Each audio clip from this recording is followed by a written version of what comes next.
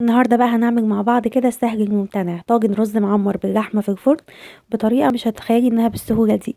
عندي 3 كوبايات من اللبن مدوبه فيهم معلقه قشطه بلدي ومعلقه زبادي، حطيت عليهم معلقه سمنه بلدي ومعلقه ملح ورشه فلفل اسود. هرفع بقى اللبن بالسمنه بالمكونات دي على النار لحد ما يغلو. بعد كده جبت الطاجن بتاعي، حطيت فيه معلقه من السمنه البلدي ودهنته بيها كويس كده. وبعدين جبت كوبايتين من الرز المصري المغسول ومنقوع لمدة ربع ساعة، وحطيت عليه معلقة سمنة بلدي كمان. وبدأت ان انا اغلف الرز بالسمنة كويس قوي. وكمان في المرحلة دي لو عندك معلقة قشطة بلدي ممكن تحطيها مع السمنة وتغلفي بيها الرز.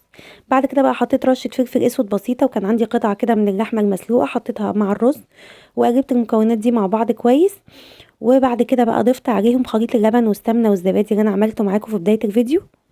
وبعد ما ضفت اللبن بدأت ان انا اقلبه تقليبه بسيطه بس عشان اللبن يتوزع في الطاجن كويس.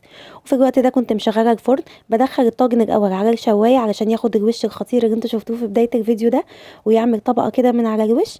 بعد كده بطفي الشوايه واسيبه في الفرن لمده 40 دقيقه، يعني ساعه الا تلت ساعه الا ربع كده. وبعد كده بتطفي عليه النار، بتلاقيه بالشكل اللي انت شايفاه ده، بيبقى طعمه خطير يا جماعه، جربوه، مستنيه رايكم.